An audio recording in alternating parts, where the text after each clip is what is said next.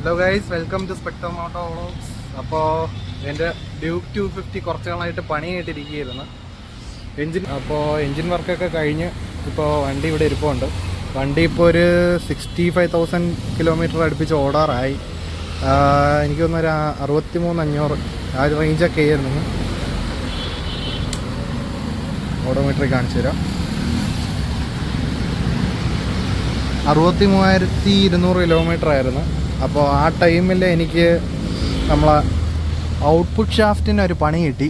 അപ്പോൾ ആ output shaft മാറണമെങ്കിൽ എൻജിൻ മൊത്തം ഇളക്കണമായിരുന്നു. അപ്പോൾ വണ്ടിയുടെ കംപ്ലീറ്റ് എൻജിൻ റീബിൽഡ് കഴിഞ്ഞ് ഇപ്പോൾ ആറ്റിങ്ങൽ KTMലാണ് നിൽക്കുന്നത്. അപ്പോൾ ഇന്ന് വണ്ടിയുടെ വർക്കൊക്കെ കഴിഞ്ഞിട്ടുണ്ട് എന്ന് അവർ വിളിച്ച് പറഞ്ഞിട്ടുണ്ട്. അപ്പോൾ നമുക്കെന്തായാലും വണ്ടി ഒന്ന് ഓടിച്ചു നോക്കാം. വണ്ടി ഒന്ന് ഓടിച്ചിട്ട് ഞാൻ വണ്ടിയുടെ എത്രയായി, പ്രൈസൊക്കെ എത്രയായി, കാര്യങ്ങളൊക്കെ ഡീറ്റെയിൽഡായിട്ട് പറഞ്ഞു തരാം. സോ ഗൈസ്, നമ്മൾ വണ്ടി ഷോറൂമിൽ നിന്ന് എടുത്തായിരുന്നു. വണ്ടി ഷോറൂമിൽ നിന്ന് എടുത്തപ്പോഴത്തേക്കും പെട്രോൾ നല്ല കുറവായിരുന്നു. 2 ലിറ്ററിന് താഴെയൊക്കെ ഉണ്ടായിരുന്നുള്ളൂ ഒന്ന്. വണ്ടി സ്റ്റാർട്ടായില്ല. വണ്ടി നൂത്തി വെച്ചാലൊക്കെ സ്റ്റാർട്ടാവുള്ളായിരുന്നു. അതുകൊണ്ട് നമ്മളിവിടെ തൊട്ടടുത്തൊരു പമ്പിൽ വന്നിട്ട് കുറച്ച് പെട്രോൾ അടിച്ചായിരുന്നു. അപ്പോൾ ഇനി നമ്മൾ വണ്ടി ഒന്ന് ഓടിച്ചു നോക്കണം.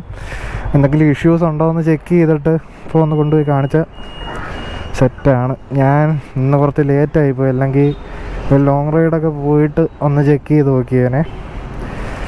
ഇത് ഞാൻ വണ്ടി ഓടിച്ചിട്ടുള്ളത് പിന്നെ സംസാരിക്കാം. ഞാനപ്പോൾ എന്തായാലും വണ്ടിയുടെ ബില്ല് പേയ്മെൻറ്റും പാർട്സിനൊക്കെ എത്രയൊക്കെ റേറ്റായി, ലേബർ എത്രയായി എല്ലാം ഒന്ന് പറഞ്ഞു. അപ്പോൾ പേയ്മെൻറ്റൊക്കെ ചെയ്ത് കഴിഞ്ഞായിരുന്നു.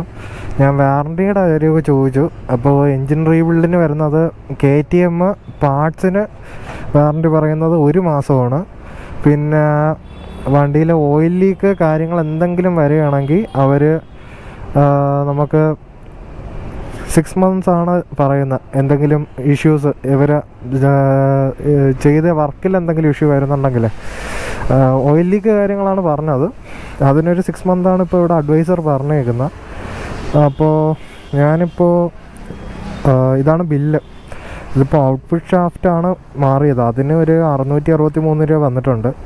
പിന്നെ ഒരു ബാലൻസർ ഷാഫ്റ്റ് 1603. പിന്നെ സിലിണ്ടർ ബ്ലോക്കിന് വരുമ്പോഴത്തേക്കും ഒരു 2330 വന്നിട്ടുണ്ട്. പിസ്റ്റൻ്റെ അസംബ്ലി വന്നിട്ട് 926 രൂപ വരും. പിന്നെ സിലിണ്ടർ ബ്ലോക്കിൻ്റെ ഗ്യാസ്കറ്റിന് ഒരു 70 രൂപ. ഹെഡിൻ്റെ ഗ്യാസ്കറ്റിന് ഒരു 350 രൂപ വന്നിട്ടുണ്ട്. പിന്നെ ക്ലച്ച് കവറിൻ്റെ ഗ്യാസ്കറ്റ് ഒരു 178 രൂപ ആയിട്ടുണ്ട്. പിന്നെ നമ്മളെ മാഗ്നറ്റിക് കവറുണ്ടല്ലോ, അതിൻ്റെ ഗ്യാസ്കറ്റിന് ഒരു 90 രൂപ. ഓയിൽ സീലിന് ഒരു 26 രൂപ. കുറച്ച് സീലൊക്കെ വന്നിട്ടുണ്ട്. അതിനൊക്കെ ചെറിയ എമൗണ്ടേ വന്നിട്ടുള്ളൂ. അപ്പോൾ സീലിൻ്റെ എമൗണ്ടൊന്നും ഞാൻ പറയുന്നില്ല. പിന്നെ ഷിമ്മൊക്കെ മാറിയിട്ടുണ്ട്. ഷിമ്മിനൊക്കെ ഒരു 40 രൂപ വെച്ച് വന്നിട്ടുണ്ട്. അതല്ലാതെ പിന്നെ ഔട്ട്പുട്ട് ഷാഫ്റ്റ് സീല് കുറേ വന്നിട്ടുണ്ട്. അത് തന്നെ എനിക്ക് തോന്നുന്ന ഒരു 1000 രൂപ കൂടുതൽ വന്നിട്ടുണ്ടെന്ന് തോന്നുന്നു. അപ്പോൾ ഈ സ്പെയർ, പിന്നെ എൻജിൻ ഓയിൽ ഒരു 1580 രൂപ. 1.7 ലിറ്ററാണ്. ഓയിൽ ഫിൽറ്റർ 80 രൂപ. പിന്നെ ഒരു നോസിൽ ജെറ്റ് ഓയിൽ അതൊരു 167 രൂപ വന്നിട്ടുണ്ട്. പിന്നെ ഒരു ഗ്യാസ്കറ്റ് കവറ്, പിന്നെ ഒരു വാട്ടർ പമ്പിൻ്റെ കവർ ഒരു 60 രൂപ. പിന്നെ ഒരു സീലൻറ്റ്, ഒരു ലോക്ടേറ്റ് ലിക്വിഡ് സീലൻ്റ് എന്നും പറഞ്ഞിട്ടൊരു സീലൻറ്റ് വന്നിട്ടുണ്ട്. അതൊരു 1300 വന്നിട്ടുള്ളത്. പിന്നെ ഒരു സ്പാർക്ക് പ്ലഗ് 264 ആയിട്ടുണ്ട്. അപ്പോൾ സ്പെയർ മാത്രമായിട്ട് എനിക്ക് എമൗണ്ട് ഒരു 11,351 റുപ്പീസ് ആയിട്ടുണ്ട് കേട്ടോ. ബാക്കി വന്നേക്കുന്ന ലേബർ ഒരു 7,080 റുപ്പി നമുക്ക് ലേബർ ആയിട്ടുണ്ട്. പിന്നെ ടോട്ടൽ എമൗണ്ട് അപ്പോൾ വരുന്നത് ഒരു 18,431 ആണ് ആയിട്ടുള്ള. മെയിനായിട്ട് ഷാഫ്റ്റൊക്കെ മാറിയിട്ടുള്ള. ഇതിൽ നമ്മൾ ക്ലച്ച് പ്ലേറ്റ് മാറിയിട്ടില്ല. വേറെ കാര്യങ്ങൾ വലുതായിട്ട് ഇഷ്യൂസൊന്നും ഇല്ലായിരുന്നു. ഇത്രയും ഞാനിപ്പോൾ മാറിയ പാർട്സ് എല്ലാം ഞാൻ പറഞ്ഞിട്ടുണ്ട്. നിങ്ങൾക്ക് എന്തെങ്കിലും ഇഷ്യൂ ഉണ്ടെങ്കിൽ നിങ്ങൾക്ക് എൻ്റെ ടെലിഗ്രാമിൽ വന്ന് ചോദിക്കാം, എന്തെങ്കിലും ഡൗട്ടൊക്കെ കാര്യങ്ങളൊക്കെ ഉണ്ടെങ്കിൽ. പിന്നെ ഇപ്പോൾ ഇത്രയൊക്കെയാണ് ഉള്ളത്. നമുക്കിനി വണ്ടി ഓടിച്ചിട്ട് എങ്ങനെയുണ്ടെന്ന് സംസാരിക്കാം. ഞാൻ കുറച്ച് നേരത്തെ ഓടിച്ചായിരുന്നു. അപ്പോൾ റെക്കോർഡ് ചെയ്യാൻ പറ്റിയില്ല. ക്യാമറയിൽ ചാർജിൽ എന്തോ ഇഷ്യൂ വന്നു. അപ്പോൾ റെക്കോർഡ് ചെയ്യാൻ പറ്റിയില്ല.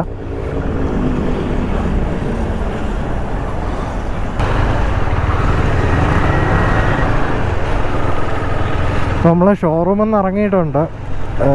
വണ്ടി നമുക്കൊരു 2000 കിലോമീറ്റേഴ്സ് വരെ അതിൻ്റെ റണ്ണിങ് പീരീഡ് പ്രോപ്പറായിട്ട് തീർക്കണം. ഇല്ലെങ്കിൽ പിന്നീട് എൻജിൻ പണികൾ വരാനായിട്ടുള്ള ചാൻസസ് ഉണ്ട്. സോ അതുവരെ നമുക്കൊരു RPM ഒക്കെ കറക്റ്റ് മെയിൻറ്റെയിൻ ചെയ്ത് വേണം ഓടിക്കാൻ. ഞാൻ ബൈക്കിൻ്റെ എൻജിൻ്റെ റണ്ണിങ് പീരീഡൊക്കെ എങ്ങനെ തീർക്കണമെന്നുള്ളൊരു വീഡിയോ ഞാൻ എൻ്റെ ചാനലിൽ സെപ്പറേറ്റ് വേറെ ചെയ്യുന്നുണ്ട്. അപ്പോൾ ചാനൽ സബ്സ്ക്രൈബ് ചെയ്താൽ മതി, നിങ്ങൾക്കപ്പോൾ അതിൻ്റെ കാര്യങ്ങൾ അറിയാൻ പറ്റും. പിന്നെ വരുന്നത്, വണ്ടി നല്ല സ്മൂത്തായിട്ടുണ്ട്. പുതിയൊരു വണ്ടി എങ്ങനെയാണോ ഓടിക്കുന്നത് അതേപോലെ തന്നെ ഫീൽ ചെയ്യുന്നുണ്ട്. വേറെ മേജർ ഇഷ്യൂ ഒന്നും ഇല്ലായിരുന്നു. വണ്ടി കയറ്റിയപ്പോഴും തന്നെ മേജർ ഇഷ്യൂ ഒന്നും ഇല്ലായിരുന്നു. ക്ലച്ച് പ്ലേറ്റ്സ് ഒന്നും കുഴപ്പമില്ല. പിന്നെ വേറെ കാര്യമായിട്ട് ഇഷ്യൂസൊന്നും ഇല്ല. എനിക്കിപ്പോൾ ഇവിടെ നിന്ന് ചെറിയൊരു വൈബ്രേഷൻ വരുന്നത് നമ്മളെ നമ്പർ പ്ലേറ്റിൻ്റെ ഒരു ഇഷ്യൂ ആണ്. അത് കിടന്ന് വൈബ്രേറ്റ് ചെയ്യുന്ന ഇഷ്യൂ. വേറെ വണ്ടി ഓടിച്ചിട്ടൊന്നും അങ്ങനെ തോന്നുന്നില്ല. എന്തായാലും 1 മന്താണ് വണ്ടിയുടെ പാർട്സിനൊക്കെ അവർ വാറണ്ടി പറഞ്ഞേക്കുന്നത്. അപ്പോൾ അതിനകത്ത് തന്നെ നമുക്ക് റണ്ണിങ് പീരീഡ് തീർക്കാൻ നോക്കണം. 1 മന്തിനകത്ത് തീർത്ത് കഴിഞ്ഞാൽ നമുക്ക് എന്തെങ്കിലും ഇഷ്യൂസ് ഉണ്ടെങ്കിൽ കൊണ്ടു കൊടുത്താൽ അവർ ചേഞ്ച് ചെയ്ത് തരും. അപ്പോൾ ഇത്രയൊക്കെയാണ് നമ്മളെ വീഡിയോ. നിങ്ങൾക്ക് വീഡിയോ ഇഷ്ടപ്പെട്ടെങ്കിൽ ചാനൽ സബ്സ്ക്രൈബ് ചെയ്യുക. എൻ്റെ ഇൻസ്റ്റാഗ്രാം അക്കൗണ്ടൊക്കെ ഒന്ന് ഫോളോ ചെയ്യുക. അപ്പോൾ ഞാൻ ഇനി അങ്ങോട്ട് ടിപ്സൊക്കെ അപ്ലോഡ് ചെയ്യുന്നതായിരിക്കും. ടിപ്സ് ആൻഡ് ട്രിക്സ് വീഡിയോ ഒക്കെ അപ്ലോഡ് ചെയ്യുന്നതായിരിക്കും. അപ്പോൾ ഓക്കെ, ബൈ.